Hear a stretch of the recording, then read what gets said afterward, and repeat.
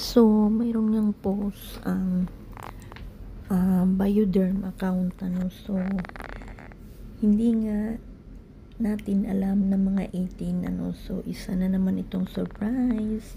And alam naman natin siguro ito ay hinahanda din nila para sa kanilang sono. So, abangan natin sa February 15, ano, sa Bioderm account nila, dahil sila yung no-post. And yun nga sinasabi nilang hulaan nyo kung sino. So, kung ikaw ba ay isang 18, siguro naman automatic alam mo na kung sino ito, 5 na to. So, mayroon ng mga iba nag-comment na siguro bago tayo pumunta ng concert o magsimula is maligo muna tayo at gamitin natin ang Bioderm. So, ayan, panibago na namang dagdag sa ninang ng SB19. So, ayun, parami na tayo ng parami na. So, parami na sila ng parami. Sana mayroon pang madagdag, ano. So, congratulations syempre sa SB19 kahit na hindi pa naman ipinapakita or inanunso ng Bioderm, ano, ni-reveal, hindi pa naman, wala pa namang ni-reveal talaga na mukha. Sigurado namang sa mga nakakaalam or sa mga nagigess nito, I think kahit na ako, ito ay ang SB19. So, abangan natin sa February 15. And ayun na nga, ano, nag-trending din ng SB19, ano, doon sa Billboard, no, sa kanilang website. So, nag-number 2 sila worldwide. So, ganun kalakas yung SB19. So, ayun, nagkakaisa na naman lahat ng 18 around the world.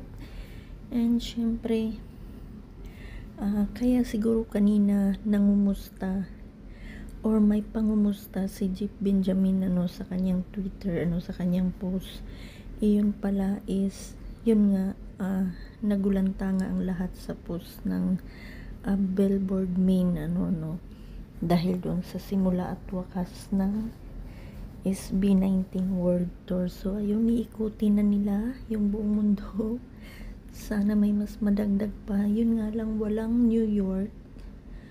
Mayroong mga ibang fans, no, na nagsasabing na wala nga yung New York, pero mayroon namang mga nadagdag na cities, ano. So, pwede namang pumunta yung ibang mga 18 na from New York na mas malapit sa kanila, na kung saan doon magko-concert ang SB19. So, ayun. And syempre, congratulations talaga sa SB19, ano, dahil nga sa kanilang